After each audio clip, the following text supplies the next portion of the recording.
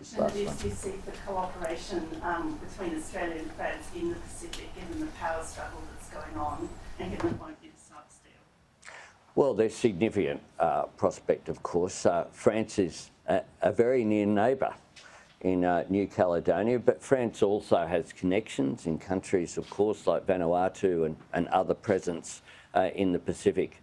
I see that in terms of the Indo-Pacific, democratic nations need to ensure that the values that we hold are ones that are given support to the sovereign nations of the Pacific. And that's why we think that peace and security in the Indo-Pacific is so important. It's in Australia's national interest. It's also in the interests of those sovereign nations who are our neighbours. These have been consistent with the discussions that I had with Prime Minister Ardern just yesterday and the night before, and consistent as well with the positions put forward at the Quad Leaders Summit that I attended in Tokyo, and also the discussions I had with President Widodo, the very large democracy to our north. So we need to foster a cooperative relationship, and we need essentially all nations who have a presence in the Indo-Pacific, including France, to be a part of that. This is an opportunity to draw the line under what has been.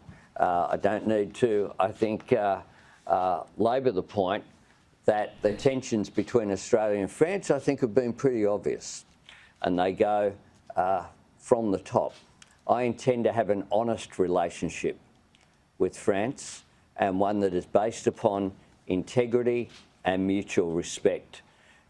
These negotiations have been concluded. It's another step in what my government has done in a short period of time. I remind you that it's just 3 weeks since we came to office. We've had positive discussions with our most important ally, President Biden in the United States, but also with important nations and leaders including India, Japan, Indonesia and New Zealand on a face-to-face basis. But we've also had a dialogue with our important partners, including President Macron, Prime Minister Johnson in the UK, President Draghi in Italy, but also other leaders, particularly in the Pacific, in the Indo-Pacific. This weekend, I'll be meeting with the Prime Minister of the Cook Islands as well. Just another step that we're doing in engaging in the region. Thanks very much. Thank you. Thank you.